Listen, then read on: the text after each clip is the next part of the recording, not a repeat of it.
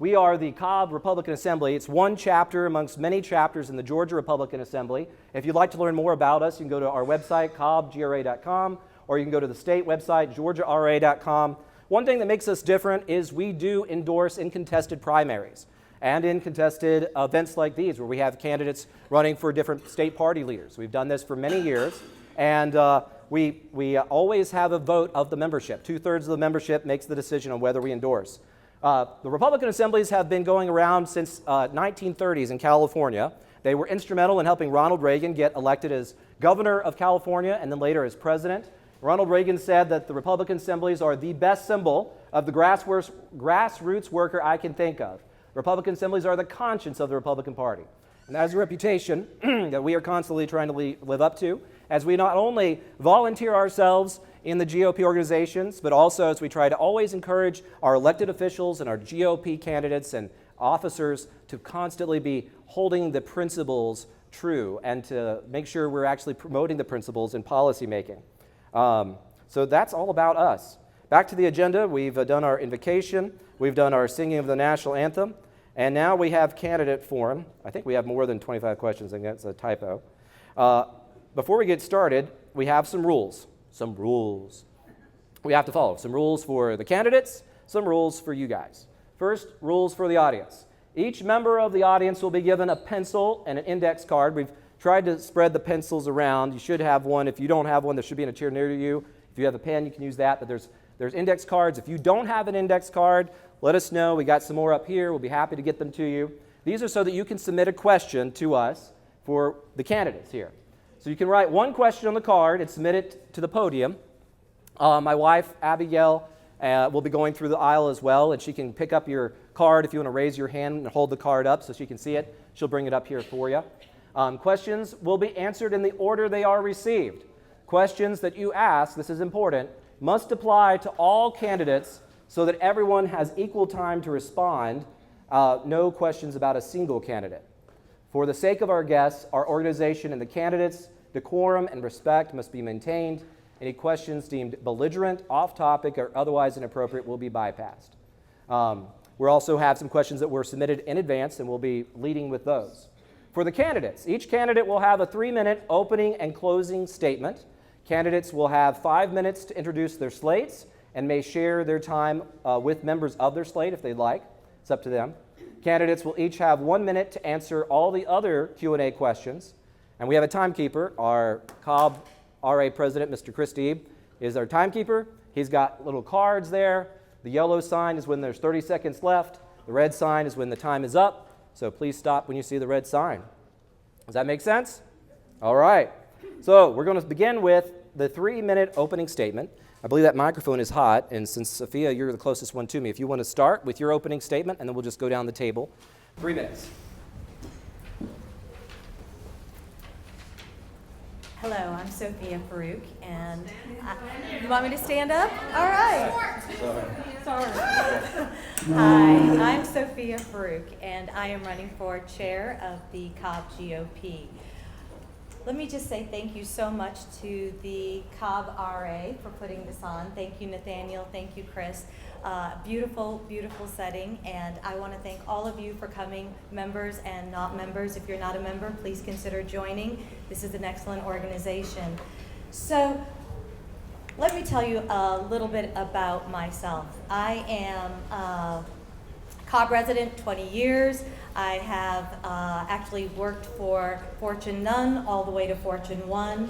I have led small organizations and large organizations. Most of my attention has always been on building teams to really take over problems that an organization may have, solve problems that they may have, whether it's to double in revenue or to get an organization ready for sale.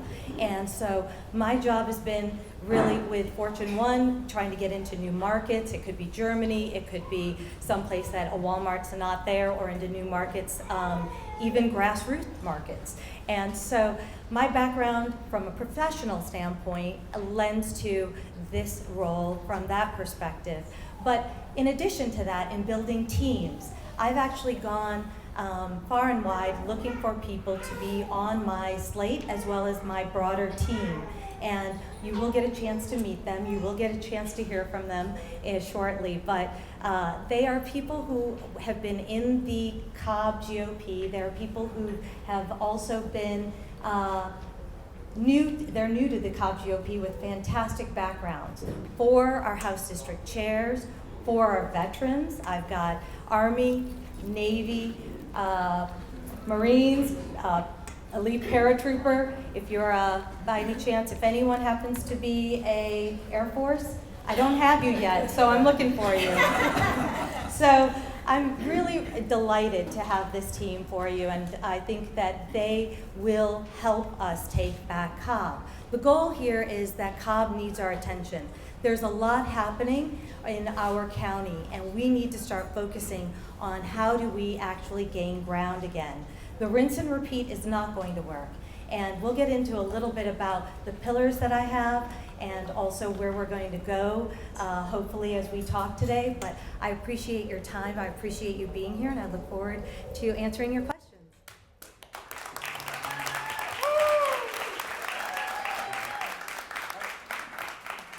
We have Miss Mary Clarice up next. Yes. Hey everyone, I'm Mary Clarice Hathaway, running for chair. And my husband and I have lived in the Kennesaw area for about 14 years.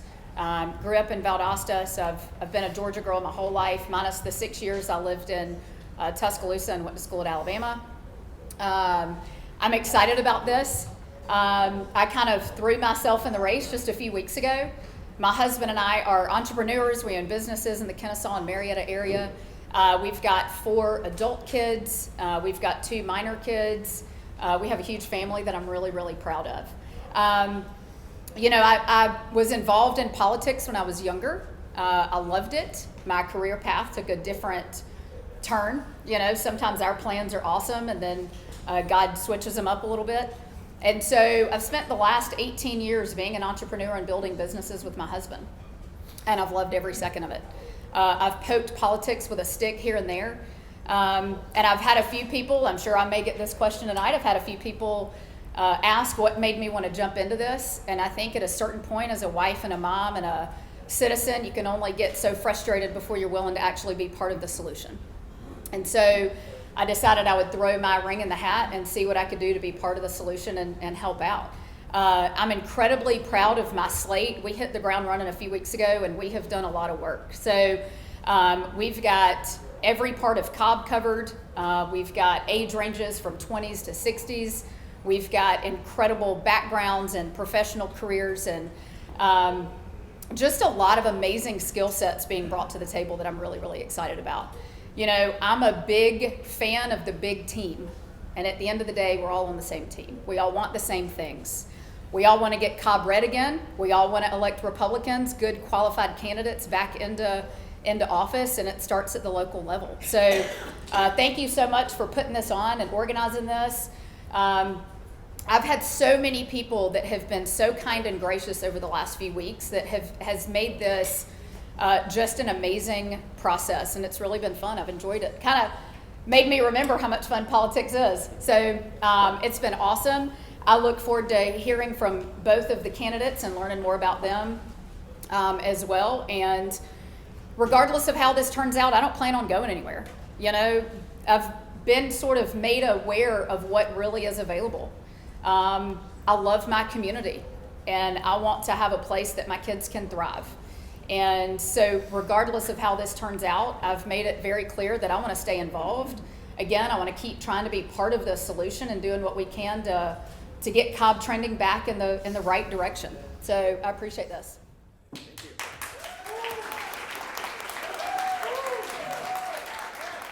Dr. Fong. Hi, I'm Dr. Fong, a candidate for Cobb Republican Chair. I'm really grateful for the opportunity to have this forum here. Thanks to Chris and thanks to the Cobb RA. Let's give him a hand again. This is a real important decision to make. I'm sorry for my voice, but in this decision, you are choosing the leadership team, the initial leadership team for the Cobb Republican Party for the next 2 years. It's very important that you make a very good choice. Look at your candidates, check their backgrounds, see what they're like, see what their past histories are like, and make a decision based on that. Feel free to look at my stuff. My Facebook page is open. I've got videos out on my background, so I won't dwell on the background too much. But I'm a fourth-generation American of Chinese descent. Can't speak Chinese too well, so I'm like 2/3 American and maybe a third Asian or so. But to let you know, I've done all sorts of organizational things all my life, all my adult life. Starting from college, I tried to do as many organizations as I could and still maintain an A average in college. That was my goal. And there were sometimes I tried to take 25 hours at the same time and still end up with 9 or 19. So I've done a lot of things with a lot of organizations. I was with the Department of Energy, a contractor for the Department of Energy. I've been with the CDC before. I've been with the government. I've been a responder with the National Medical Disaster System. I know what the government is like.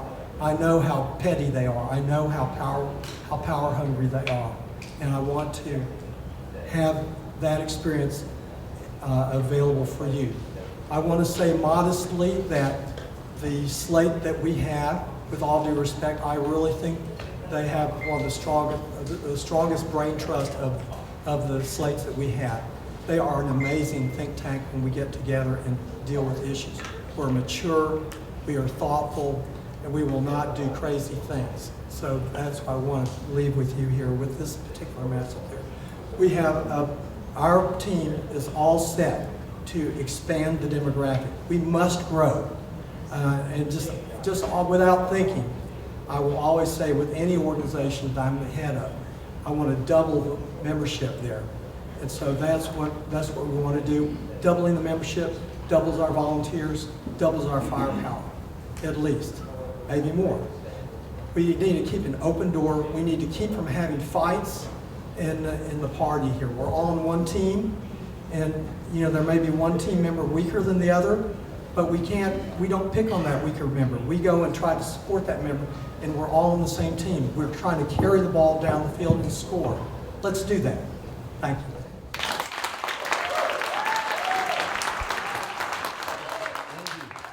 The table. We'll probably go in reverse order, so for the next question, if you want to keep those mics handy. All right, so first question that came to us in advance, and by the way, if you have your index cards, get them ready. We'll have some volunteers come pick those up in a second. We have some actually over here. If anybody is able to grab one of those and take them to the front, that'd be great. Question number 1. Do you and your slate members believe in the stated principles of the National Republican Party, the Georgia Republican Party's state platform, and the Georgia Republican Assembly? Do you believe in those principles? And in particular, which issues are most motivating to you? Dr. Fong, you want to start that one? Well, I think the first knee-jerk reaction, I hate wokeness. I hate DEI. I hate wokeness. That's just inimitable to my personality and to my way of life. And so that's what I would say first. The next thing I would say that we want small government. We like freedom. I do have a libertarian streak, I will say.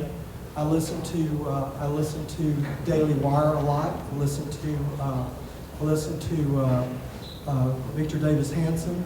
I would consider myself more like an intellectual conservative is what I would describe myself.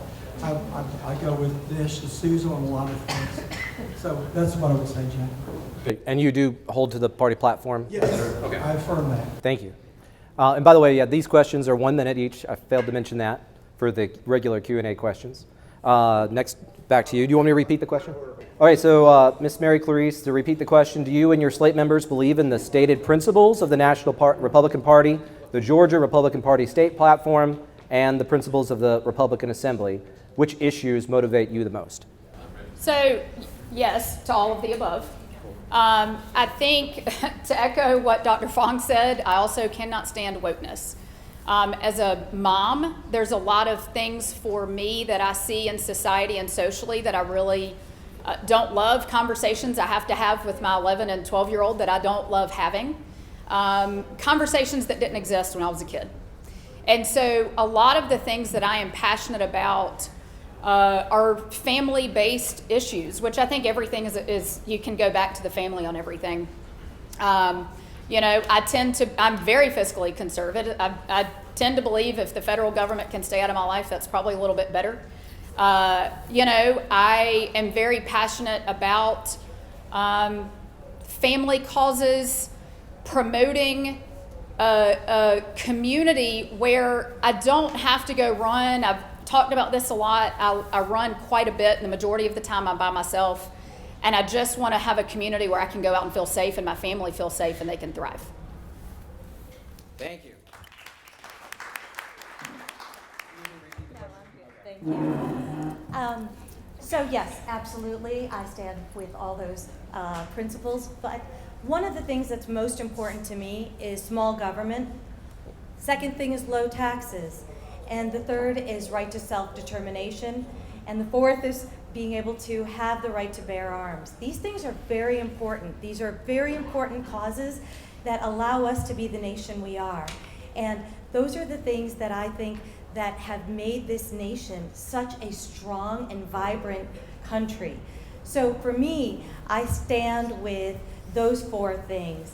There's a lot as far as our Constitution's concerned. I'm a constitutional conservative. I stand with our founding fathers, and so where they brought us with that beautiful document is something that I think the RA and the Republican Party stand for, and that's what I stand with. Thank you.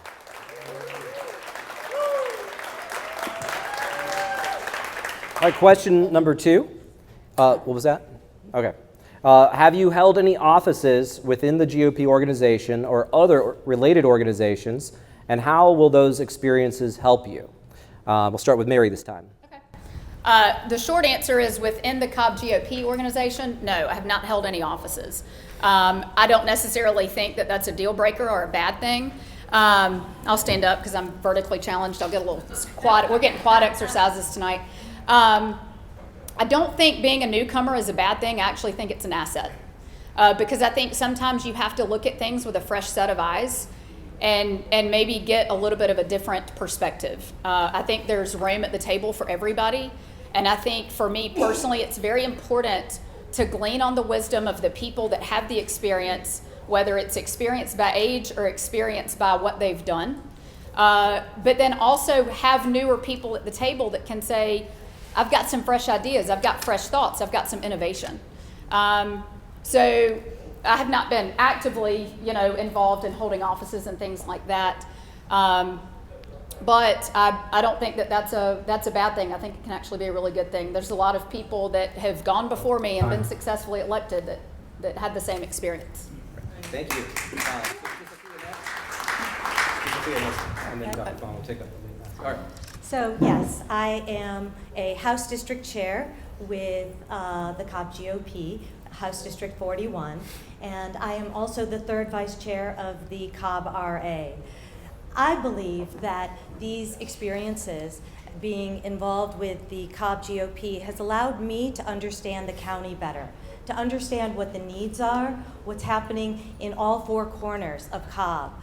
We were the crown jewel of the South of Georgia. Our county was so vibrant as Republican red county. And so being involved for the last 2+ years has allowed me to see what's happening in Cobb, where the focus needs to be, as well as what's happening in Georgia, and ways that we can actually tap into the national and the state GOP to help Cobb and make it great again.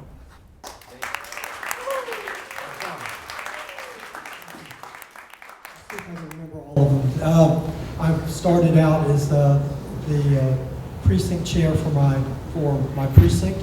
I've been assistant treasurer with the Cobb GOP. I'm currently the vice chair for grassroots of Cobb GOP. I'm the state committee person for the state, Republican state committee person. At that meeting, we had to vote on removing Brian Pritchard from office. That was a very painful thing to do. I'm a member of the Georgia Republican Assembly. I'm also was on the nominations committee at the state level there and enjoyed that during the state convention. Thank you. All right, question number 3. Do you believe that there were problems with Georgia's election systems in the general election in 2020 that enabled election fraud and abuse? What can be done? Yeah, Sophia starts this one. Yep. Yes, yes, yes.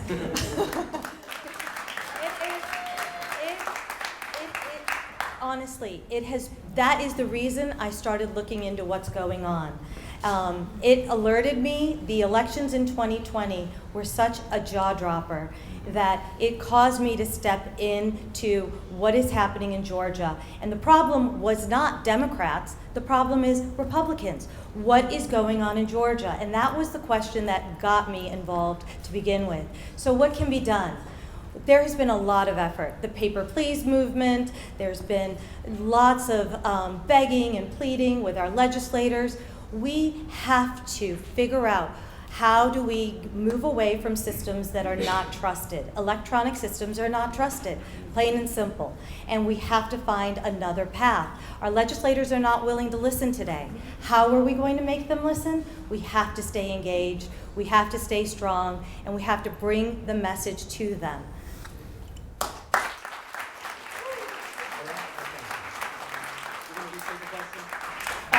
No, I'm good. Yeah, I think there was a lot of shady stuff that happened. I'm still trying to figure out, I think Biden got 14 more million votes in 2020 than Harris got in this past election, and I'm wondering where those 14 million people are. So I think that there was a problem there. I think election integrity and focusing on how we can shore that up and make it more efficient, I think is really important. I know that that's something Sally Grubbs has chaired and done a phenomenal job at, and that is something that I hope to be able to continue. I think what's important is looking forward. What can we do to improve things looking forward? What can we do from the grassroots level to make sure that we've got qualified candidates, we're running excellent grassroots campaigns, and we're doing everything we can do to get people voted in at the local level, because what happens at the local level will trickle out statewide and it trickles out to the federal level. So I think it's really important to focus on making sure, I agree with what Sophia said, making sure we're doing everything we can do with the right systems to make sure we're doing things the right way.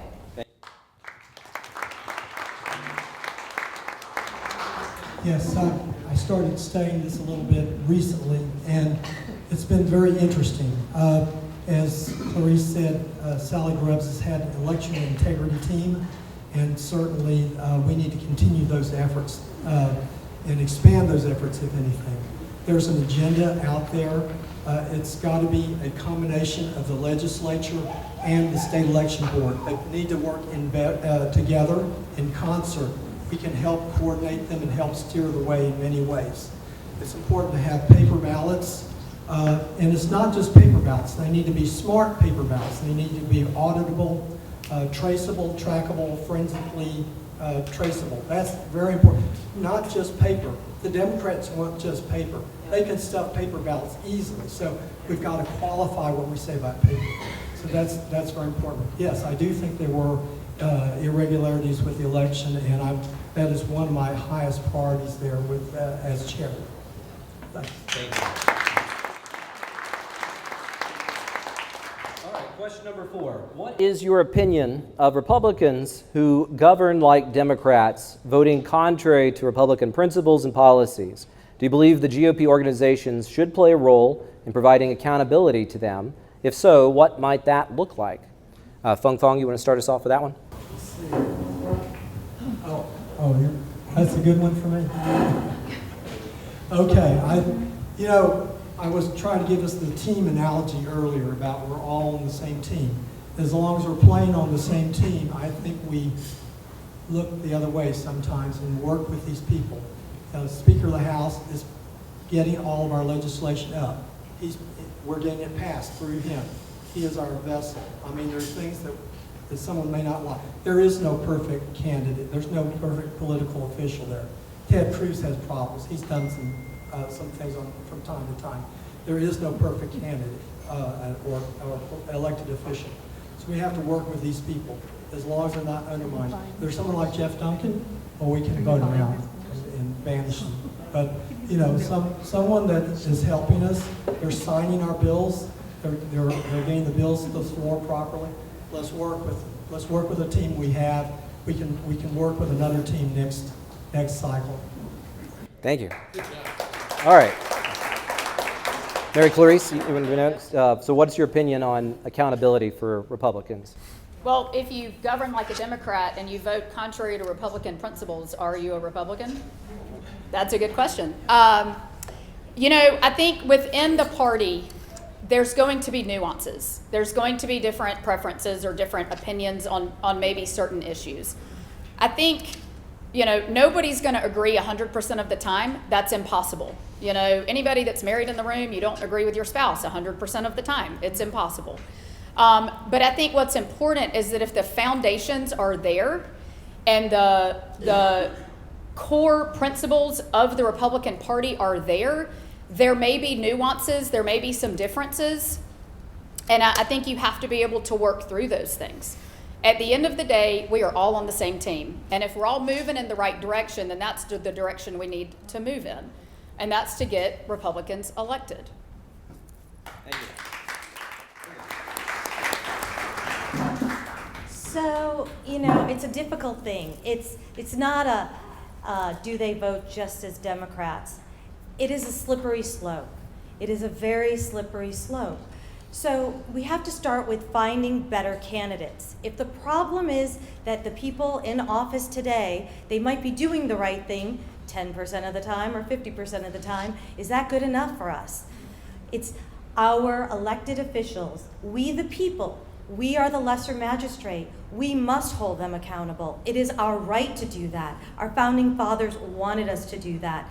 It is our job to find better candidates, to ensure that our candidates are the people we want representing us, and then it is our job to ensure that we, the people, hold them accountable. They are answerable to us. They do not govern us. We allow them to be there, and they should be answerable to us at all times. So I see it a little bit differently because it is very important that our values are upheld and Republican principles are upheld. Thank you. That's a good segue to the next question. Next question is, how will you approach the task of candidate recruitment for the next election cycle? Mary Clarice, if you could start us out. Yeah, sure. So I think one of the most important things if you're looking at someone to be a candidate is to sit down with them at a table and let's go over what their personal core beliefs and ideals are. Are they the right person for the job? And I think that that's where you start. You know, again, you have to ask the hard questions. You know, do you adhere to the Republican platform? Where are your stances on certain things like abortion, certain things like Israel, certain things on fiscal conservatism? You know, and again, to Sophia's point, you've got to make sure you pick the right candidates. You know, I think that that's important. But I think that starts with getting out there and meeting people and figuring out who's who, you know, getting involved, staying involved, and finding the right people that you can put in the right places. Thank you. Dr. Fong. I like this question because it says, will you be proactive in looking for candidates ahead of the election? That's great. That's obviously what we need to do. Now, how do we do that? It's important to be able to kind of vet these people to begin with, as Clarice said. You want to make sure they have some access to money, that they either will be able to raise money or they have money. You need to make sure that they can mobilize people or have access to people. That's very important. If they can't do it, you don't have money, you don't have people to help you, you're not going to get elected. So these people need to understand ahead of time what it's like to be able to run for office. My slate, almost everybody, the great majority of people have either run for office or have been campaigning before. And I think that is real important that differentiates our slates from the other. Thanks. Thank you, Dr. Fong. So yes, I see candidate recruitment as one of the core pillars for my platform. Yeah. I actually have already found somebody who's going to fill the position of candidate recruitment. Gary, if you'll stand up, thank you. So my goal is to ensure that we have no race without a Republican on it. But that doesn't mean just finding someone. Yes, when you're in a pinch, you have to find someone. But if we're planning in advance and we are cultivating people a year plus in advance, we are actually in a place of finding the right people and developing them. We don't provide today the tools that they need when they come off the street. We will have that. That is why I've assigned somebody to this role, and they will be on the team. I've also looked at it as, how do we find those people that are coming out of the workforce, the top people? We need to find those people that are retiring and that are looking to run. Thank you. Thank you. All right, here's our first audience question submitted tonight. What changes for improvement do you want to see implemented? Please list in order of priority. Dr. Fong, you want to start that one?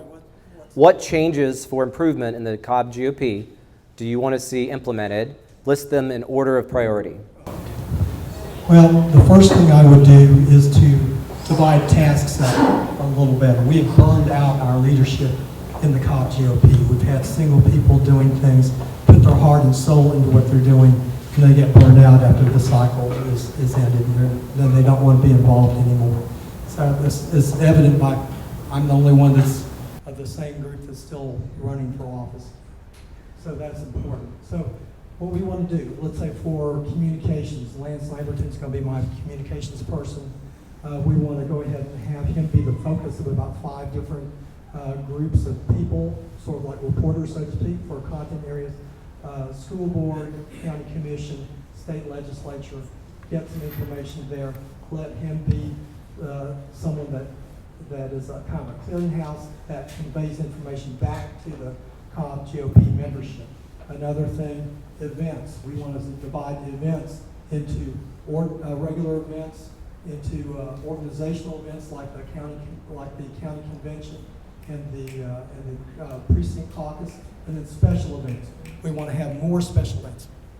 Time, sorry. Yeah, go ahead, that's fine. Do you want to go next, Sophia? So, yeah, this is a great question. There's 3 things that need to be focused on. One is candidates, and we spoke about that already. The second is fundraising. A party needs its foundation, and the foundation comes from fundraising and membership. So those would be the 2 areas that I would be focused also along with the candidates. And the idea of membership, we've got corners of Cobb County that are not represented. We have a very small base of people in the Republican Party that are represented today from our county. We need to grow membership from every corner. The second part of that is the fundraising. We need to do fundraising and do big fundraising. Small fundraising is not going to make the changes that we need to make in Cobb County. So how will that look? That will be tournaments. That will be big events like partnerships with auxiliary groups to do fundraising galas. We're looking to make a change, and it's going to take a lot more. Thank you. All right, sorry, back. That's okay. Yeah, no, go ahead. Okay. So I think the very first thing I'd like to do is let's get unified. There's a lot of different organizations within the Cobb GOP. So what can we do to bring everybody to the table and say, how can we all work together? How can we all work cohesively to accomplish what we want to accomplish? One of the first things we need to accomplish is to get our county commissioners elected. And we've got 4 weeks to do that between now and the end of April. So how can we do that effectively and all work together so we're not stepping on each other's toes, we're not saying, well, we should do this, we should do that. Let's all work together. We're all on the same team. So we need to get our local officials elected by April 22nd, or voting day. And then from there on out, let's start planning for the future let's hit the ground running with grassroots. Let's hit the ground running with looking for good candidates. And let's start planning for down the road, because we've got an election cycle coming up that's going to be a big one. You know, the next big race we have is to get Ossoff out of office. Thank you. Good job. All right, this next question is a little bit of a long one. There's some setup, but it was submitted to us last night. The question is, there are times when the will of the party can run afoul of political expediency. Back in September of 2021, the Cobb County Republican Party passed a resolution titled "A Resolution Censuring Governor Brian Kemp for His Betrayal on Georgia's Illegal Immigration Crisis." By a near supermajority, the members of the Cobb committee present voted to censure Governor Brian Kemp for his failure to keep his campaign promises and meet his obligations and end illegal immigration into the state of Georgia. The censure generated significant political blowback from elected officials and disaffected party members. To this day, its passage remains a controversial topic. What is your comment on this censure, if any? And as chair of the Cobb GOP, how would you handle similar resolutions being presented in front of the membership? I think, Sophia, it's your turn to go first, right? I'm sorry. Who went first last time? Okay, so Mary, you want to start off that one? Yeah, okay. sure. That's a long one, isn't it? That is a long one. That is a long question. So I tend to be of the camp that creating unnecessary division is just unnecessary. That doesn't mean you can't stand for things. That doesn't mean you can't be vocal about things. I understand why it happened. I understand the background and the reasoning for it. He's not going to be our governor in a couple of years, you know? So what can we do as the Cobb GOP to restore relationships that we need to restore so that we can move forward effectively? You know, I tend to, you know, the past is in the past. What's done is done. Who cares, right? I don't live in that way. What can we do to move forward? Okay, what can we do to get good officials elected moving forward? There's a way to do that. There's a way to restore relationships, and there's a way to be effective about it. Thank you. Dr. Fong? Oh boy, this is a great topic. We are still feeling the sting from that resolution. That resolution still has tainted Cobb County Republican Party with the state legislature. We have zero credibility with him. We are not an ally. They were not looked at as an ally with him. They cannot depend on us because they always think we're going to do crazy things like that. I understand the sentiment behind this, but that was something that we organizationally should not have done.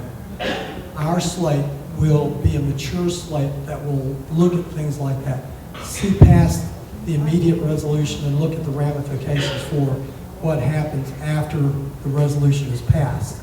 That's important. So that's real. This is we can't do things like that again.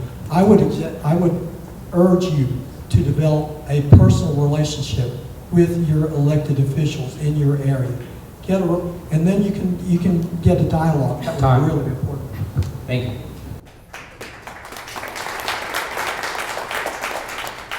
So this is an interesting question, and it's a timely question. We've got a body. The body votes. We've got a process for resolutions to be brought forward, and that process is in place so that the voice of the membership and the concerns that they have can be brought forward.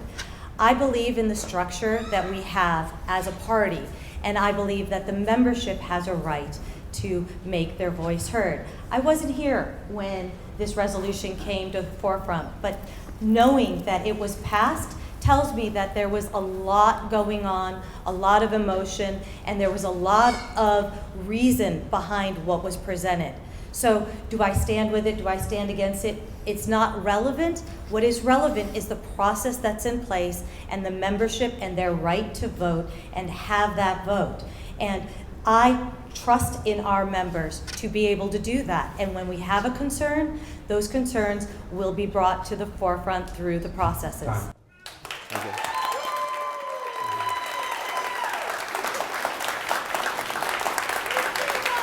Thank you. All right, this next question is a little bit more lighthearted. I think we had this question 4 years ago. If you are elected chair, will the Cobb GOP move its Saturday morning breakfast to a later time in the morning? 8 a.m. on a Saturday is too early in my opinion.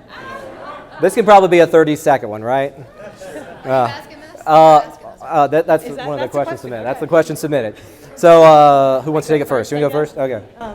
Okay, so yes, the breakfasts are wonderful. They're wonderful. And Sally does a fantastic job leading them, and they've been wonderful. So thank you, Sally.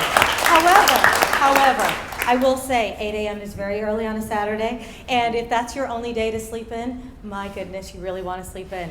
So for people, I think we have an opportunity to actually change the construct of our meetings, where they happen, when they happen, and the types of meetings we have, so that we're appealing to a larger group and really bringing in more voices. So there'll be Saturday breakfasts, but there will also be evening and afternoon types of events as well, just to bring people in at different hours. Thank you. Mary, Clarice? Yes, ma'am. Is anybody a fan of a Friday night grill out? Because I am here for that.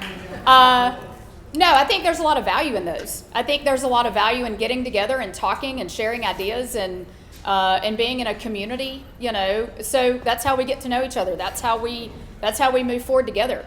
8 a.m. is early on a Saturday. I'm totally okay. Let's switch it up. I love brunch. I love Friday night grill outs.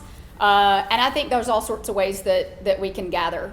My husband and our family owns an office building on Barrett Parkway, and we can put 200 people in that office building. And so I, kind of right off the bat was like, that's something we can actually cut out of the budget and steer that money towards more productive uses. And, let's have food, let's have fun, let's fellowship, and let's figure out what we can do to get Cobb moving forward. But I love a Friday night grill out. All right. Cool. Dr. Fong. Our problem this past cycle has been meeting space. We don't have a meeting area for about 150 people on a regular basis. That's been problematic. So we need meeting space to be able to have events. We used to have movie nights and all sorts of other activities because we had the extra space. It would be nice to explore those things if we have access to space. But it's all a question of that. How do we get the space? How do we get access to it? So I understand too, we have so much information during the breakfast that it runs over as well. So if we go later, we must have better time management and more strict time management. We could start at 9 and do this, but we're going to we need to get out by about 10 or 11, 10:30 in any case. So I don't mind putting it up to a little plebiscite or something like that and vote for what you want. But if whatever gets more people in the door would be great. Thanks. Thank you. All right, the next one's an audience question. What is your best guess as to why Cobb is turning blue now? I guess, Mary, is it your turn to go first? I have no idea. I think Dr. Fong, I think it's your turn, actually. There you go. Good. So this is something that's been plaguing me for a long time. It would take much more than 1 minute to go through. But a lot of the apartment dwellings and things like that are the short answer. That has been bringing blue voters in. That doesn't mean that it has to stay that way. That's been the old demographics. Now we're in a new world, a new culture with new demographics and new dynamics in play. We might have, I had a Democrat caller call me trying to urge me to vote for Eric Allen because he was more conservative than Jaha Howard. Can you believe that? Trying to call himself conservative. So the seascape is changing on us, and we might be able to take advantage of that. We have to look at it again and see what's going on. But that was what the demographics were. We were getting people in apartment dwellings, people in Obama's Project 21. Time. All right. Sophia next. Yep. Oh, the question is, why is Cobb turning blue now? So we are at this cusp. Cobb was the crown jewel, and it has moved over from being a very strong red county to not even a slightly blue county. It's a solid blue county, and there's a lot of reasons for that. But one thing I can tell you is that we have values and we have beliefs that can reach into all areas of Cobb. All people want good schools for their children. All people want safety. All people want low taxes and want to have security in their home and know that they have jobs and family that they can actually keep safe. So these are things that we can connect, whether we turn blue or we are purple. We can debate that till the cows come home, but we can actually meet people on those values and bring them in. The opportunity is to bring people back in to make us red again, and that will do it. Thank you. So I live in Kennesaw, and KSU is literally my back door, okay? And with the, when they merged with Southern Poly, when the main campus merged with Southern Poly, that created a lot of people moving more into this suburb area, so to speak, of Atlanta. Right outside our neighborhood, they just built a huge apartment complex. It's probably 1,500 apartments. So, and we fought that. Our civic association fought that as hard as we could. That is where I actually think that there's a ton of opportunity on college campuses.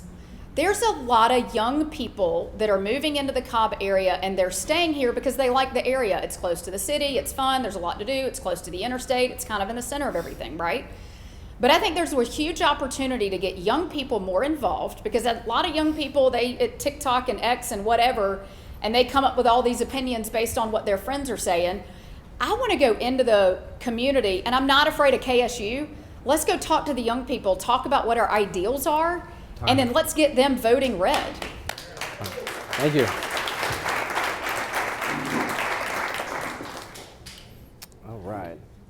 All right, so the next question is again about resolutions. We've actually got a lot of questions up here about resolutions, so I'm trying to find the ones that will cover the most ground.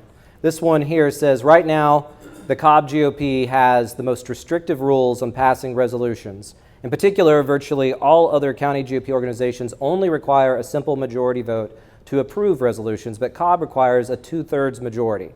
How do you believe restrictions on resolutions should be revised?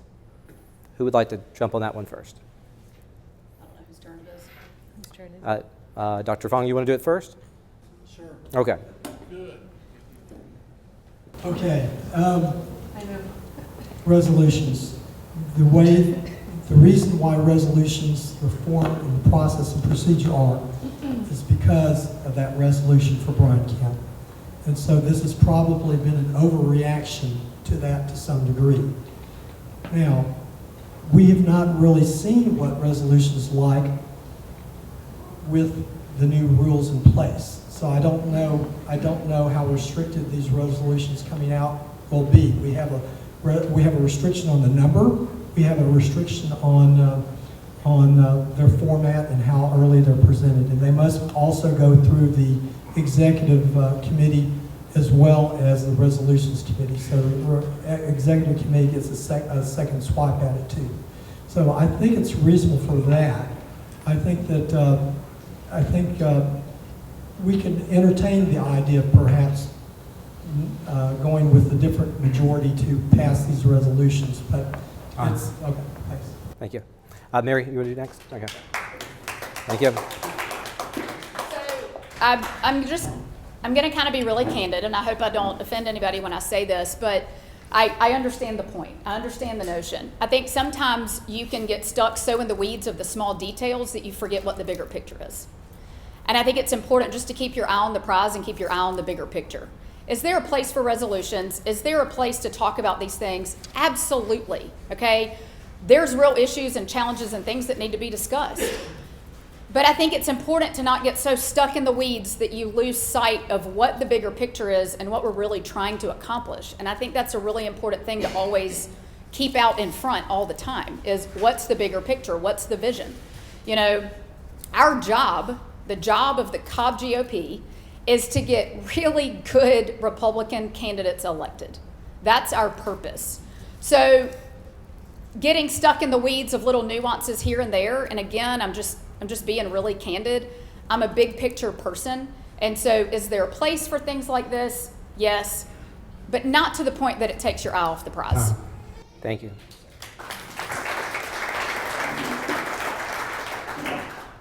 So, yes, there's a structure for resolutions, and our structure is much more rigid, and it's onerous. That is my little opinion. But I am not the body. The body gets to decide what the structure should be. Resolutions have their place, and they have a purpose within our body. And it is important to safeguard that for what it's worth. It stands on its own, just like rules do. However, I will say that it's not the only channel to communicate out. There are ways that we can communicate out with press releases and other things. So is it a voice? Absolutely. It's the body's voice, but there are other channels by which we can communicate.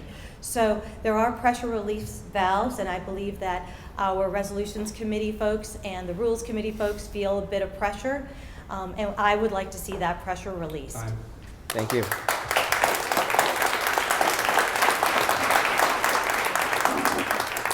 All right, next question. What is the most important thing you learned from the last election cycle?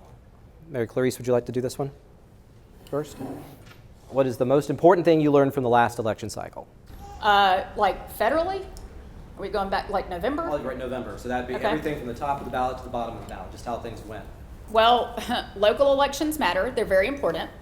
And also, too, don't count out the young people. There's a lot of wisdom that you have to glean from, but don't count out the young people. I've said it to several people. Barron Trump's the reason his dad got reelected. Okay? Praise God, that 18-year-old kid said, Dad, you need to go on Joe Rogan.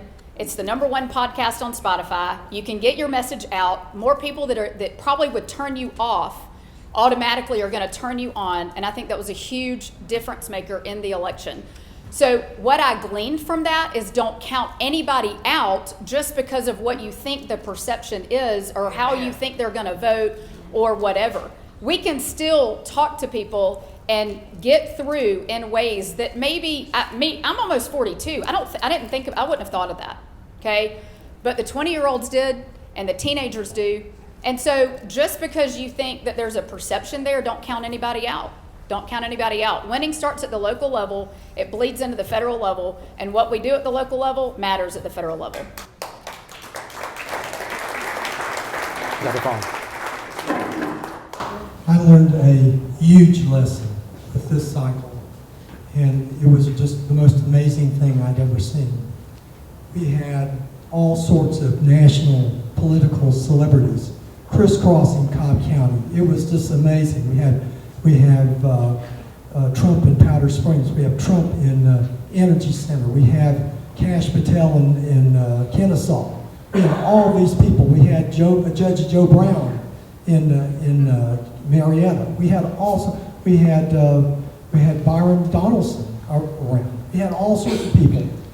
They did not pull our local candidates to victory. They did not. And that's one thing I learned from this. So it was very important. We've got to mobilize. We've got to mobilize our own ground game. We cannot depend on national celebrities to pull us over.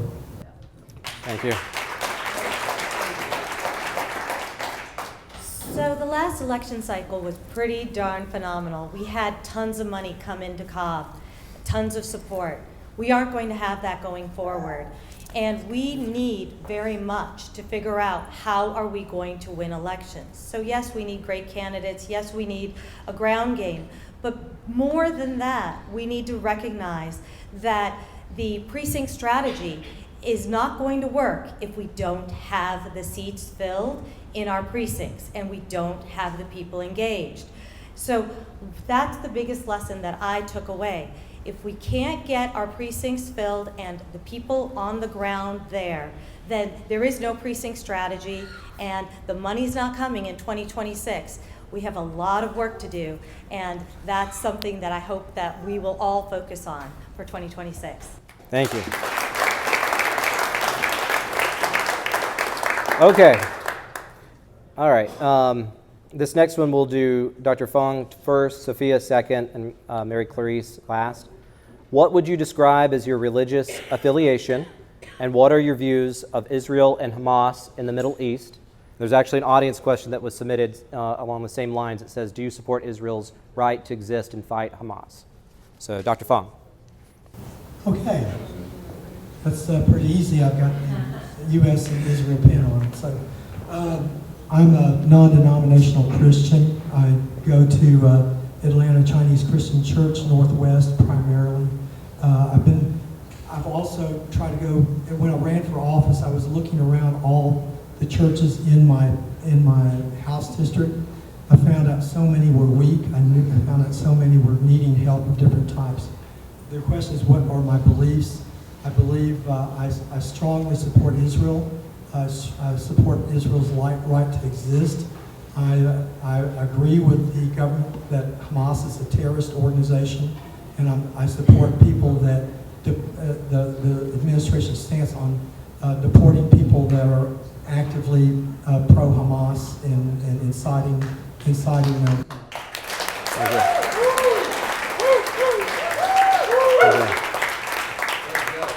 Sophia. So faith is very important to me, and I'll start with saying, one, this has become a big issue for the Cobb GOP, and there's been a lot of mud being slung around on these topics. We need to put this to rest, so this is a great question, and I appreciate all the questions that may have come in on this. So let me start with saying faith is very personal, and I am, my parents came to this country in the 1960s, and so they've been here a long time. They're Muslim. I am Muslim because that's where I was born, but I have a sister who's married to a Catholic, and I have an uncle married to a Jewish person. So is religion something that I'm open to and understand broadly? Absolutely. I shouldn't have to share who everyone's married to, though, to get that across to everyone. The second thing, sorry, the Hamas question, Israel, I stand with Israel. It's plain and simple. I cannot believe this has become an issue. And the third thing, sorry, just if I can, sorry, thank you. The third thing on Hamas, I am against all terrorism, period.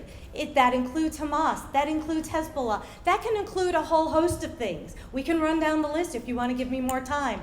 But truly, these questions need to stop. This division needs to stop. We need to be unified. For 2 years I was with you, and you never asked these questions. Thank you.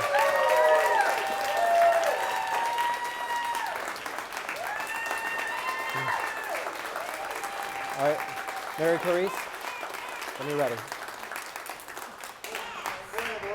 Yes, ma'am, or sir. Sorry, I was Get it right. Learn my pronouns. Let's make sure that all the candidates have equal time for this question. That was a minute 30. Right. Okay, minute 30, so you're getting 30 seconds extra if you would like to use it. Which question is it? The one that we were talking about, Hamas and Israel. I just answered it. Yeah, if you want some extra time, you can have it. For the next question or for this one, just to make sure that time. I'll take 30 seconds for the next question. Yeah, that's fair. Sorry, go ahead. No, you're good. You're good. I want to be respectful. So I've been a Christian my entire life. I gave my life to Jesus when I was 5 years old, and I remember that very distinctly. My husband and I and my family, we go to Passion City Church, and it's an amazing place. They are very intentional in stewarding the next generation for Christ. Our kids are very involved there, and it's one of the things that I love about that church. Israel is a non-negotiable for me. Okay, absolutely. We have friends that live over there that were delivering supplies into Gaza until it became too dangerous, delivering supplies to the IDF. It's a non-negotiable for me. I stand with Israel unequivocally. My stepson's brother-in-law was living over there when the war started and teaching school. I won't get into all that, but it was very difficult, and he ended up staying over there for a year through the war until his family basically was like, you have to come home now. But I think what Hamas has done is horrible. I think any terrorist organization that does what they have done to other human beings is horrible. There's a special place for people like that. I spare no expense in saying that, but that's something that I am deeply passionate about for various reasons. Like I said, we have friends that were involved, and so that's something. My faith is very important to me. I am nothing without my faith in Christ. Thank you. Dr. Fong, did you want to use your 30 seconds now or save it for later? Save it for later. Okay. All right. I'm going to skip ahead to the next section that we wanted to make sure we covered, which was you getting to introduce your slates. So each of you will get 5 minutes to introduce your slates to us. You can either use that all up yourselves, or you can yield some of your time to members of your slate, however you would like to do it. We will let, who went first last time? That was Dr. Fong. Fong did. Okay, so Mary, you're up first this time. Okay, so if you're on my slate and you're here, can they come up? Is that okay? Is that Yeah, cool? come on up. Because I would love for people to introduce themselves. There's a few people that aren't here that were out of town, and I can introduce them. And so, yeah. All right, come on up, everybody. If you're on, Come on up if you're on my slate. Yeah, the clock is ticking. The clock's going. Obviously, I don't need to introduce myself. Y'all know who I am. Hey everyone, my name is Skylar Eakins. I just introduced myself. I'm a homeowner in the city of Smyrna. I've been involved with the Cobb County Republican Party for a few years now. I served as treasurer of the Atlanta Young Republicans for 2 years, 2 years as executive vice president. I serve on the national board for the Log Cabin Republicans, and I also am looking forward to being the assistant treasurer. So privileged to serve with the chair here. Hi, my name is Arielle Kurtz. I'm actually a fairly recent transplant to Georgia. Look at me as a cautionary table because I grew up and lived in California my whole life, and I know what the left can do. Okay, you do not want to happen here.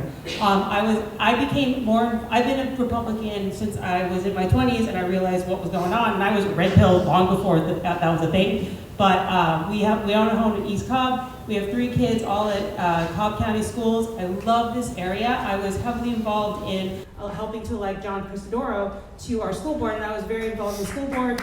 And when I saw that the school board stayed Republican, but the county was going left, I didn't understand what's going on, and that was brought me to want to get more involved and to help make Cobb red again. I just wanted to say I attend non-parent Church of God, so I'm also a Christian. My faith is very important.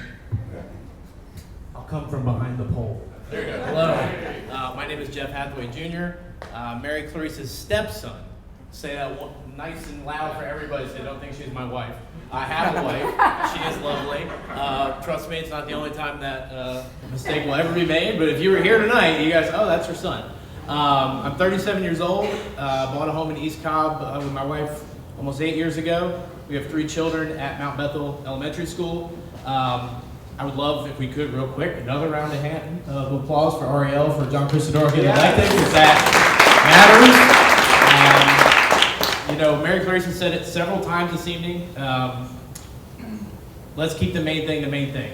I would sleep a lot better at night if we had a 5-2 majority on the school board instead of 4-3. I would sleep a lot better at night if I knew Alicia Adams had won her Cobb County Commissioner race. These local elections matter. And we as a leadership body, everybody in this room is a leader for wanting to be a part of the change they want to see in their community. And that's the main thing.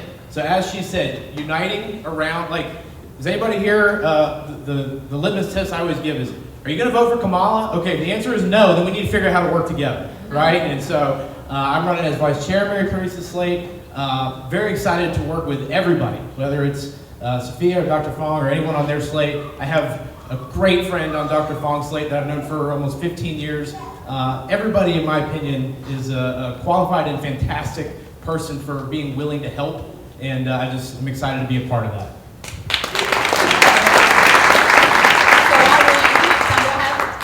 You got about 1.5 minutes. Okay, perfect. I'm just going to read the bios. I had the rest of my people send me in their stuff, so I'll read it, and it's in first person, so it's going to sound like it's me. Andre Stafford, he is my vice chair of communications. He is 24 years old, sharp as a tack, and such a good kid. When he's not a corporate restaurant manager, He's helping businesses grow. He's in the trenches, on the front lines, all the way from the top of the ticket with Trump Force 47, all the way to knocking doors for upcoming commissioner races. He wants to use the tactics that President Trump used right here at home to help grow our great Cobb GOP. And then Tom Spencer, 61 years old. I live in the Ackworth district, 36. He's lived in West Cobb for 28 years. He's a veteran television producer, director, and audio supervisor. He has won tons of accolades. But the most rewarding part of my life has been my relationship with God, raising an ethical and successful daughter, and serving the community where I live. He has served as the vice chair, Precinct 1 since 2022. He serves as the secretary in that same district. He's attended state conventions, county conventions, worked to establish coalitions of friends and neighbors to unite ongoing efforts to establish City of Lost Mountain, and helped Steve Prather as a commissioner in Ackworth. And then Rich Carithers, I'm pumped about this one too. East Cobb, Powers Ferry guy. He's 54, former Gwinnett County chair, moved over to Cobb, 30 years of work in county and state politics, currently working as a recruiter for the state of Georgia. Like I said, we've got every part of Cobb, every demographic, every age group, we've got it all covered.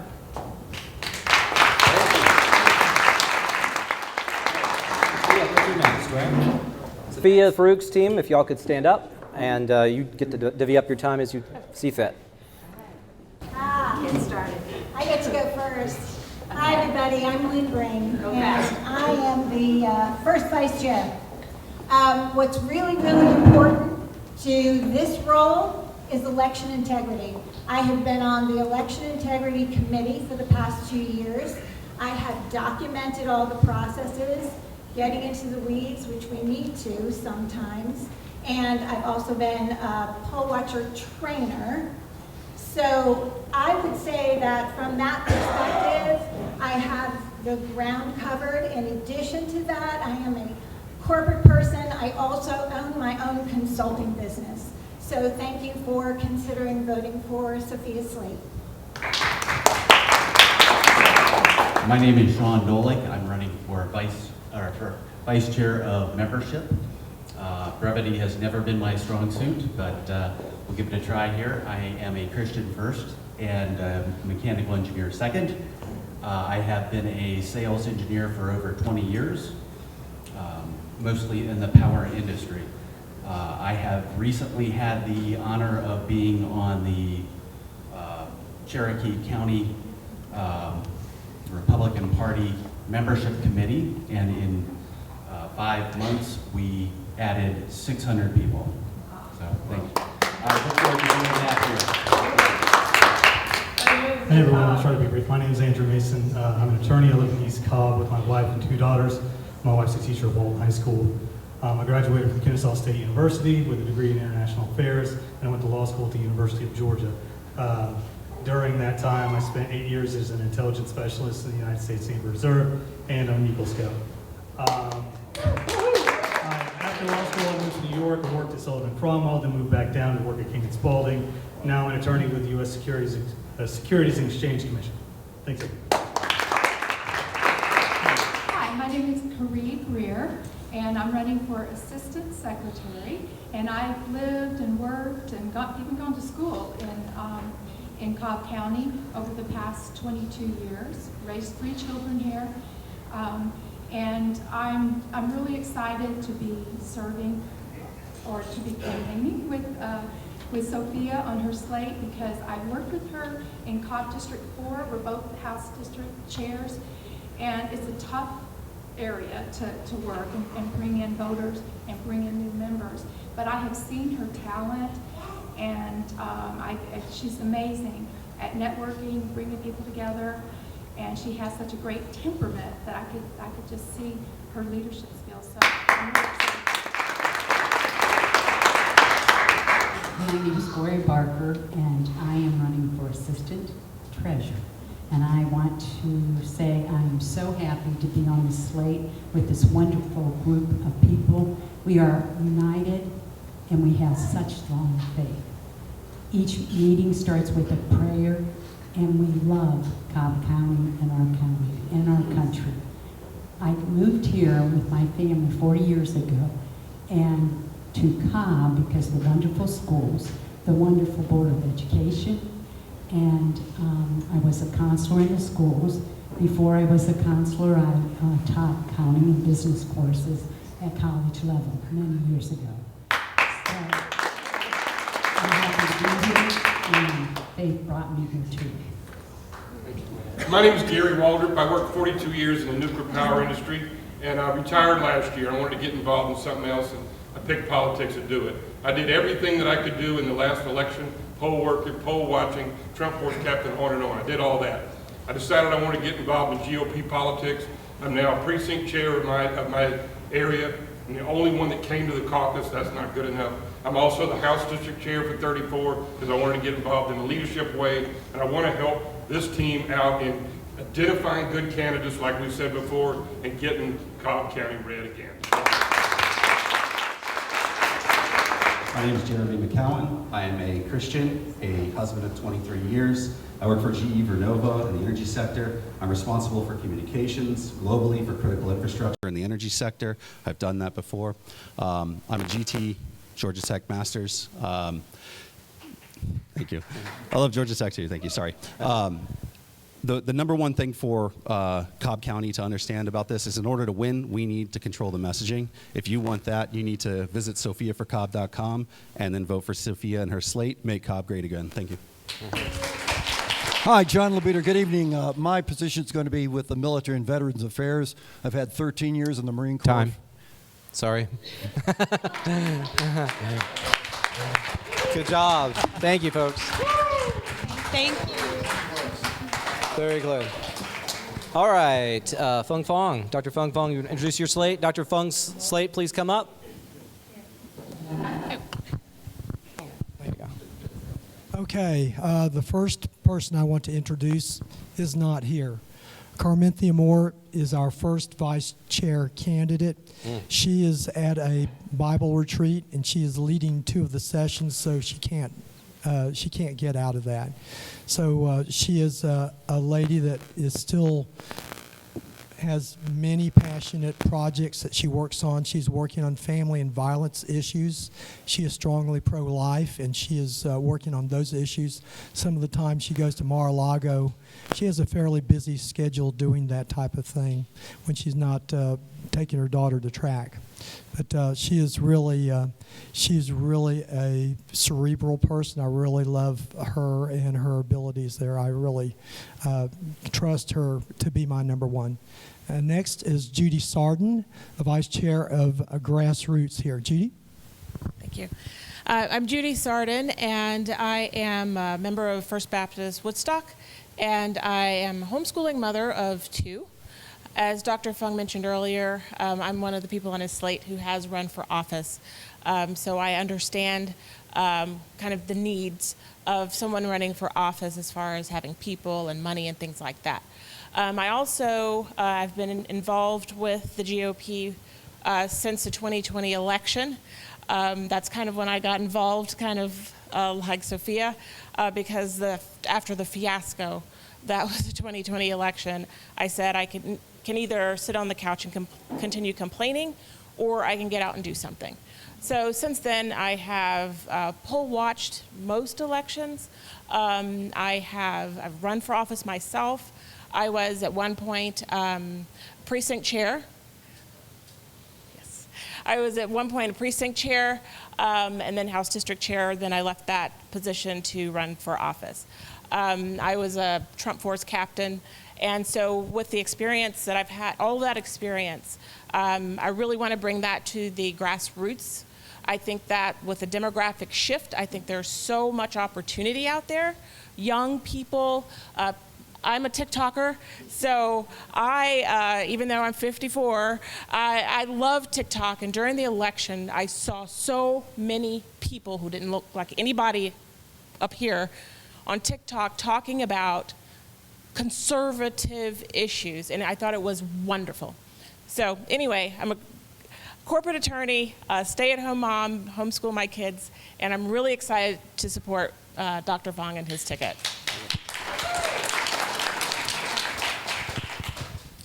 Hello, everyone. My name is Lance Lamberton, and I'm running for Communications Vice Chair on Dr. Fong's slate. As far as my background goes, for the past 20 years, in 2005, I formed an organization called the Cobb Taxpayers Association. We have been fighting taxes and spending in Cobb County and even in the state for the past 20 years. And that effort culminated in our defeat of the MSPLOST in last past November by a vote of 62% defeat. Now, I think I have proven myself to be an effective campaigner. I understand every single aspect of what it takes to win elections. As far as my background goes, I used to work in the Reagan White House in a communications capacity, where I was fighting and advocating for the reduction of waste, fraud, and abuse in the federal government. Does that sound familiar to you all? Well, that's what I was doing. For the past 40 years, until I retired, I worked in corporate communications in companies like Lockheed Martin, Exxon Corporation, where I dealt with difficult, thorny issues such as 3 Mile Island and the Exxon Valdez accident. I've got a lot to offer and a lot to give. I hope you'll vote for me and our slate. Thank you very much. Hello, my name is Kevin James. I'm a native Georgian, grew up here, born and raised. I'm the son of 2 naval officers. My father was stationed at Oakland, California, just like the woman previously spoke. Okay, excuse me. So I'm the son of 2 naval officers, and so my father was stationed at Oakland Naval Air Station out in California during World War II to keep the Pacific Theater planes running and operational.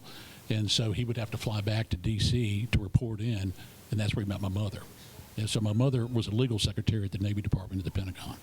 And so then I went to school at Christ the King. Christ the King's a private Catholic school. Catholic is a deep religion with me.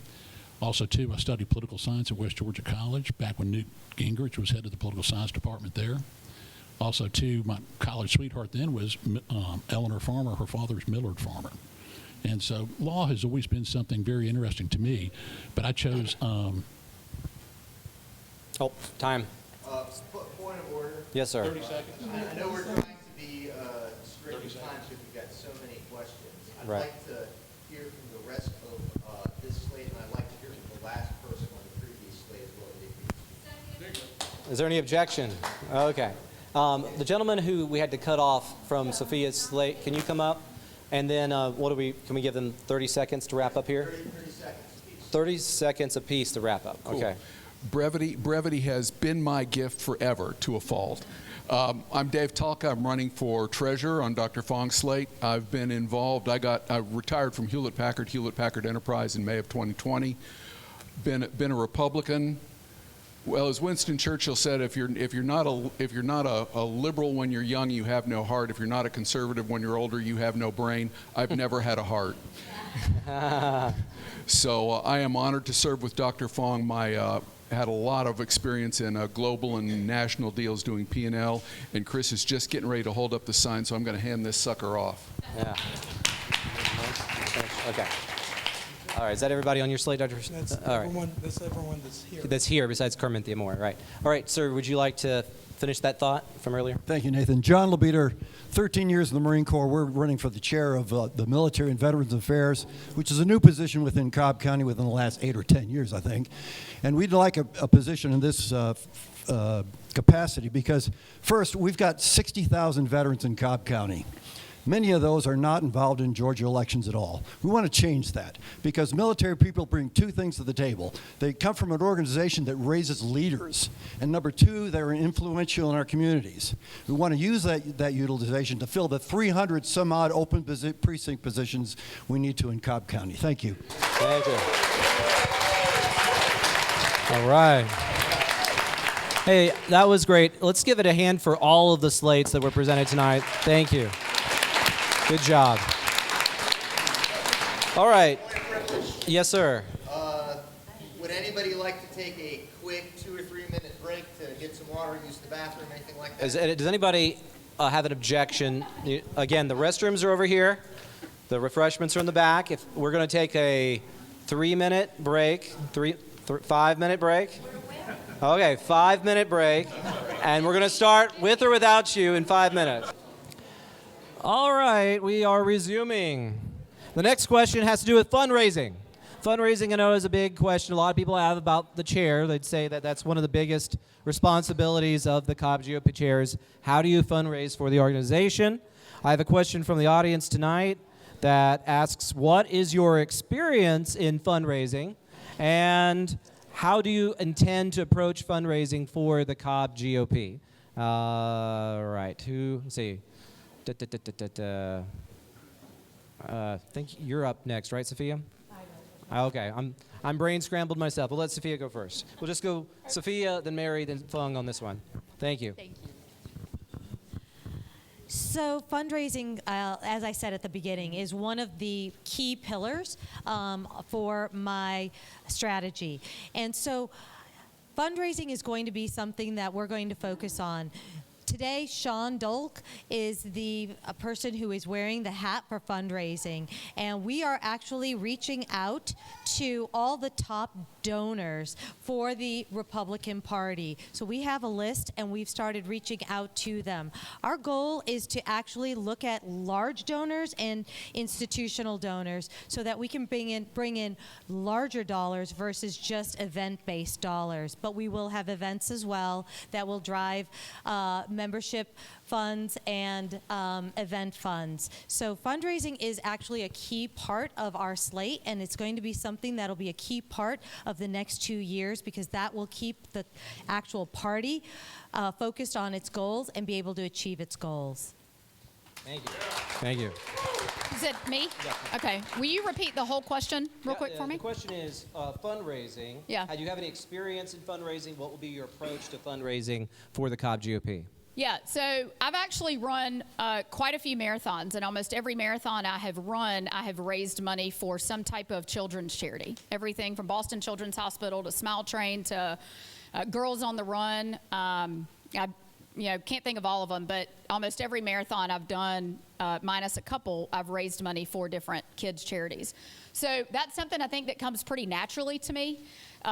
Fortunately, I've got an amazing network of family and really good friends and business owners that I'm really close with that have never told me no when I've reached out and said, hey, are you willing to support me here? As far as the Cobb GOP goes, you can do everything from hosting events with young Republicans and young people, because I don't care how young you are, you can donate $10. And so I think you got to start at every single area. The notion is to always look at the big picture and the big money donors, and I think that that's really, really important. But you've got to glean the wisdom from the big money donors and tell them why they need to help you fundraise and why they need to help you raise money. But you got to start at the bottom and go all the way to the top. You can do that through different events. Thank you. Could I take my 30-second bonus here? Yes, sir. So you get Okay, a minute great. and a half. It's just like a game show. All right. So I think that fundraising is part of 4 legs of a stool that we will be talking about in one of my videos.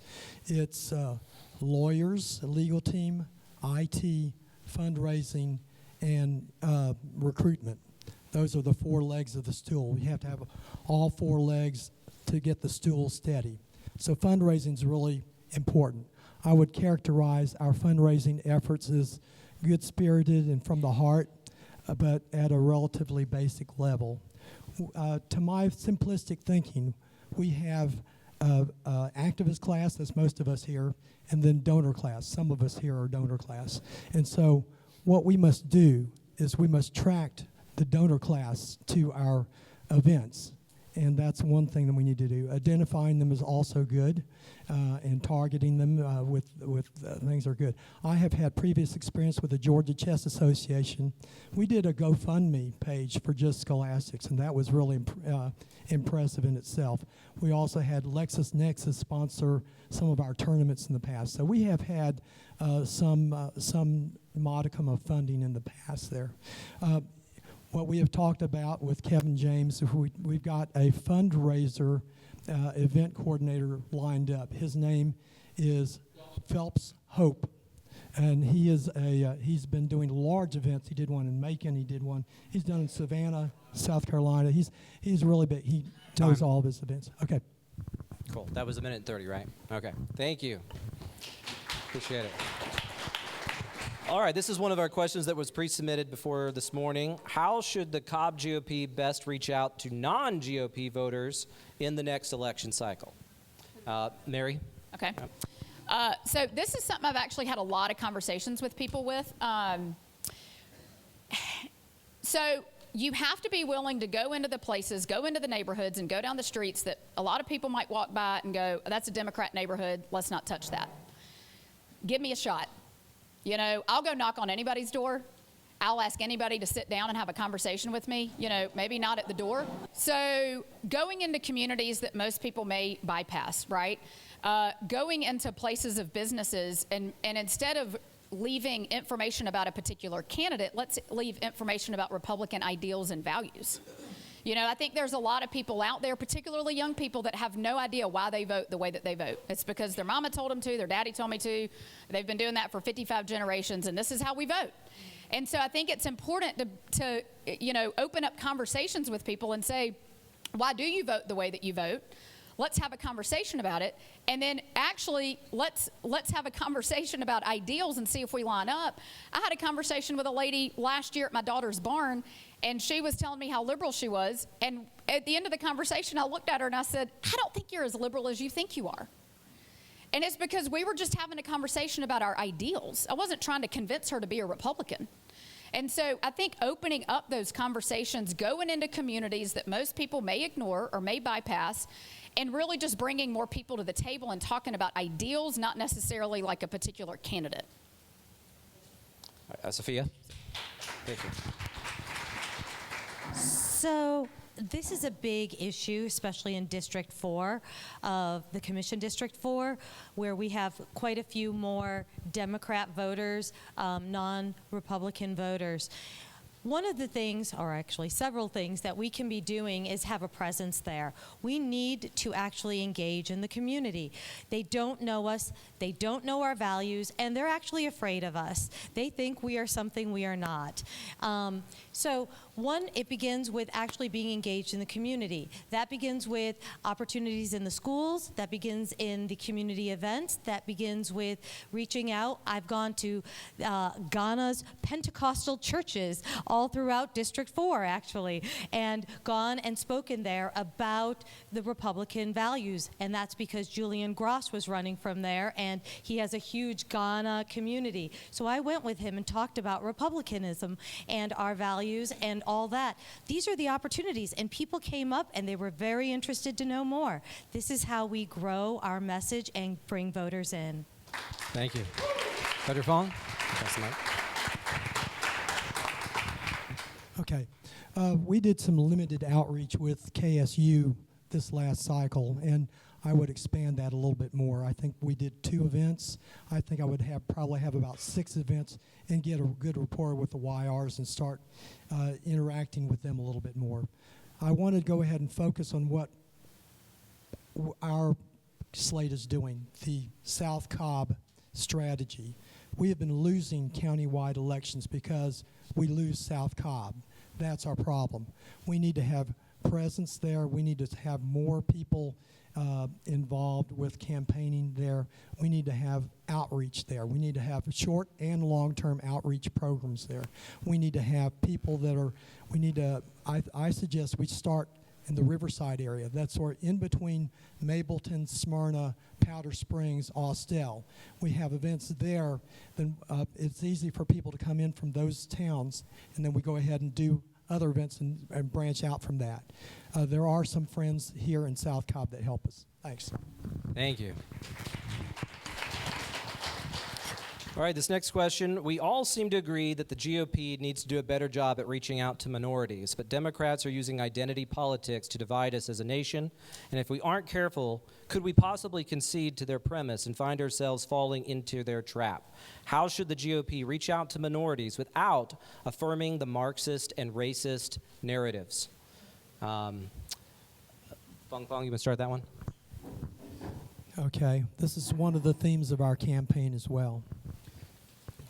Contrary to diversity, unity is our strength. Unity is our strength. Our common values, our need for safe streets, good education, all of that. We put petitions out. We can probably get, we show them that we have commonality in what we want. That's what we want. We want law and order. We want it all, and we have commonality. We just have to show and communicate to them, and that will win the day, I believe. All right. Sophia, you're next. Yep. So, yeah, this is a big opportunity. So, reaching out to minorities.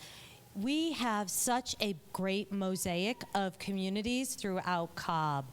These communities are actually based on the same values we have. They want the schools, they want the safety, they want the community, they want to have all the things that we want along with low taxes.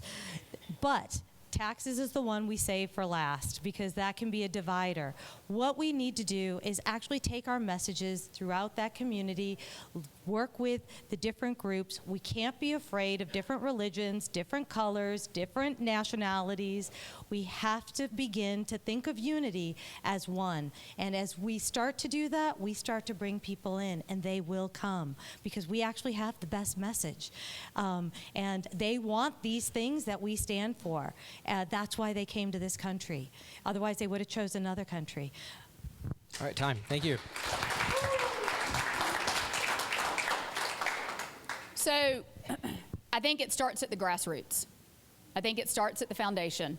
You've got to do outreach. You've got to get into different areas. You've got to get into different neighborhoods. I've already had conversations with people. You know, Andre that's on my slate, he's a 24-year-old African-American guy from South Cobb, and he is amazing. He's a good kid. And we've already had conversations about him doing outreach. I've had other conversations with other people about doing outreach within their own communities because I can only do so much. So I've got to have different people around me. Whether, I don't care if you're black, if you're Asian, if you're Indian, if you're Jewish, if you're Muslim, if you're, you know, whatever the case may be. Okay, we've got to have people at the grassroots level doing outreach at the local level to talk to people about our ideals and get them understanding what we stand for. And you can do that by leading with ideals and values, not the color of your skin or your religious background or anything else. Because at the end of the day, if we line up on principles and ideals, nothing else matters. Thank you. All right. Next question is from the audience tonight. What is your strategy for gaining control of the Cobb County elections? How, when, and why? And Sophia will start with that one.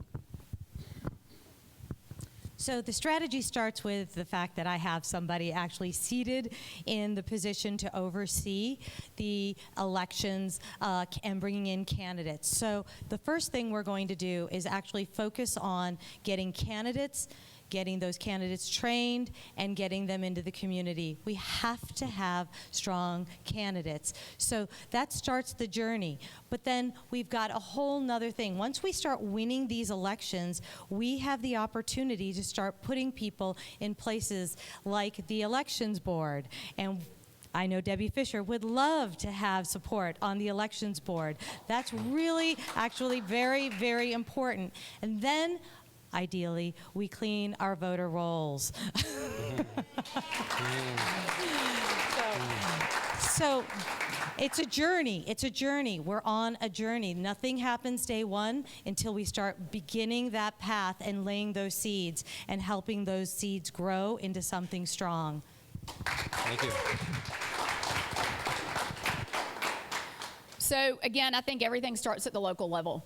I had a 2-hour lunch with a young man the other day, and he's with Turning Point, and we spent 2 hours talking about how we can start now at the local level and trickle out to the election we have coming up where Ossoff's not going to be reelected, and how can we start locally and work our way up to these bigger elections, what we need to do, areas we need to target, messaging that needs to be put out there, neighborhoods we need to hit, how can we get KSU on board, you know, as far as educating college kids, you know, because that's a huge different demographic in our area now.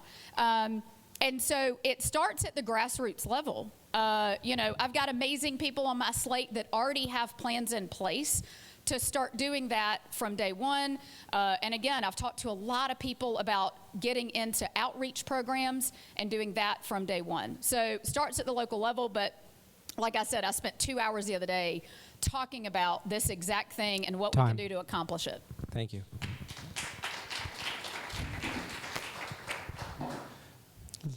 Brief story, how I ran for office.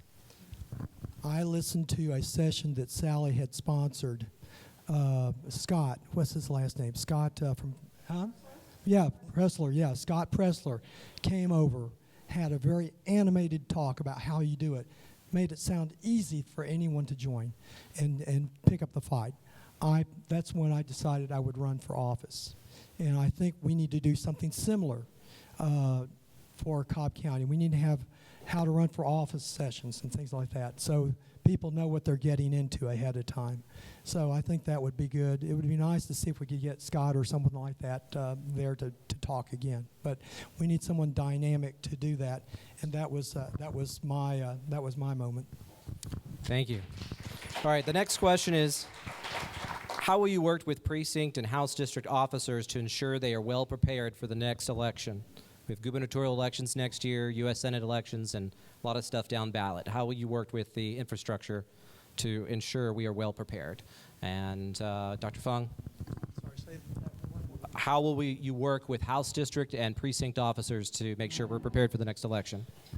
That's been my big bugaboo. It's not ever been very easy. It's the bane of every vice chair of grassroots that's been doing it. The only person I know that really was able to do it really well was Claire Harrison in '07.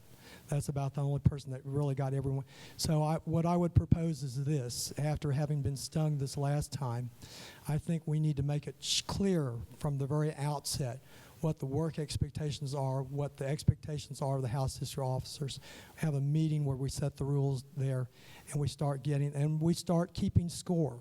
We sort of have races between the different House districts. Who's getting more precinct officers filled? I think that's the way to do it. So, thank you. Me or Sophia? You. Me? Okay.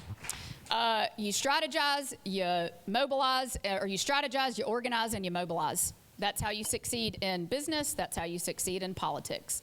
That's how you succeed within a family, right? So you get the precinct chairs together. You get everybody on the same page with what they're trying to accomplish. You get them understanding with the House district chairs what the House district chairs need to do to make sure their precinct chairs are successful and everybody in their areas is successful.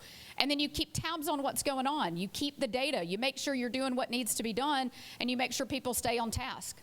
So you got to have a good strategy. You got to mobilize the people, starting at the precinct chairs with the House district chairs. You get everybody organized and moving in the right direction.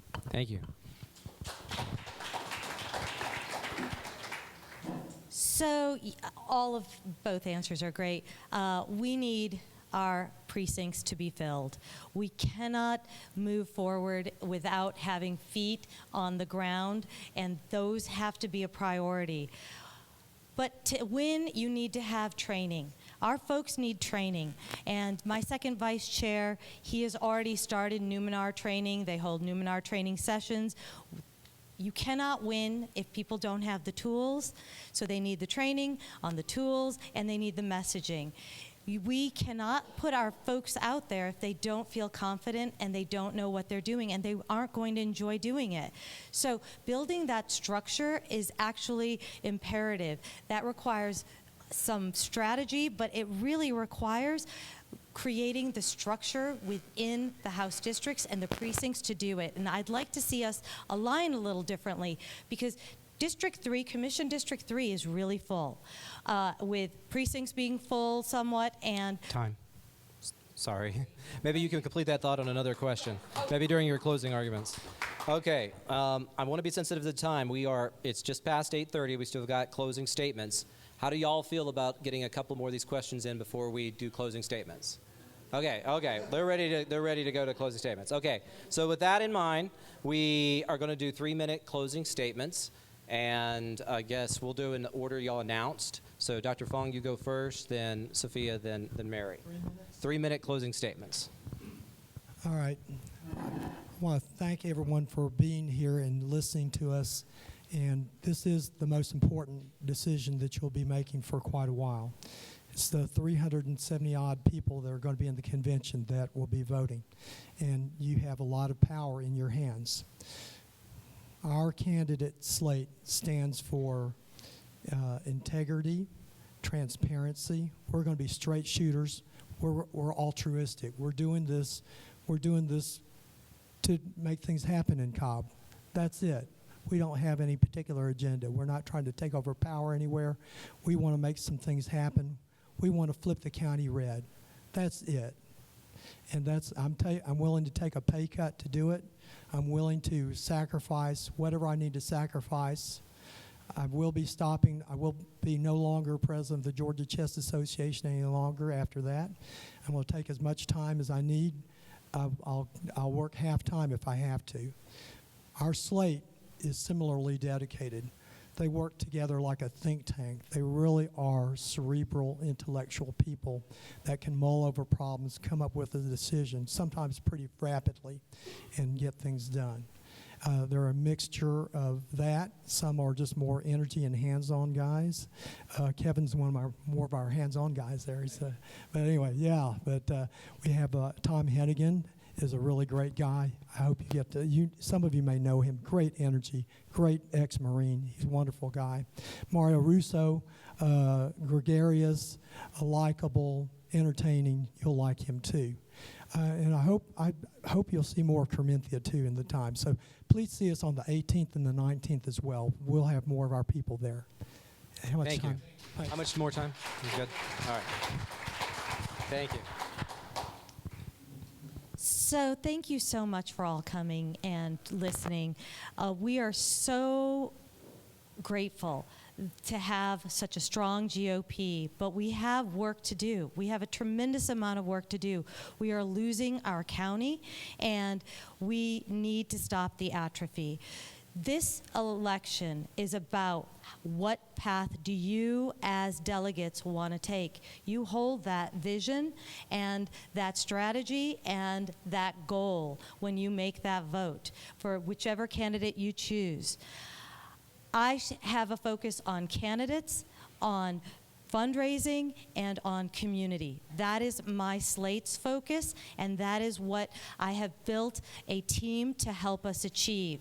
We cannot win our county, we cannot win our races, we cannot make Cobb great again without having the structure and the vision to do it, and a team that can actually take us forward. So I was sharing earlier a little bit about the structure that I wanted to take, and that's it's actually very important to how we're going to win, because I see District 2, District 1, and District 4 being very hamstrung with few people. House districts with just a House district chair and nobody to work at the ground floor, which is why Dan Schultz's precinct strategy doesn't work. We need to build that foundation if we're going to win, because District 3 cannot and will not carry our elections and win us Republicans in office anymore. It used to, but it will not anymore. So we must focus on these other districts, and that's what my team is focused on. That's where we're going. We're going to align people differently beyond just a structure of a House district with no people in the precincts. We're going to make it so that we can actually put feet on the ground and build from the ground up. Yes, ground up is important, but we cannot implement the precinct strategy without those people. And that's some of the things that I'm hoping you'll come to my website to take a look, to learn more. You'll come to my town hall on the 19th to come hear more. You'll hear more from my slate. And there's so much that we would like to share with you and engage with you on. I'm running out of time, but I do appreciate this has been such a wonderful journey. It's only been 2 weeks of running, and it has been a lot of fun. I've gotten to know a lot of you. I thank you all for your interest in our county. We have 2 very important candidates running. District 2 and District 4, Matthew Hardwick in 4, and District 2, Alicia. Please come out and support them. That is the most important thing once we leave our convention for us to accomplish. Thank you. Thank you.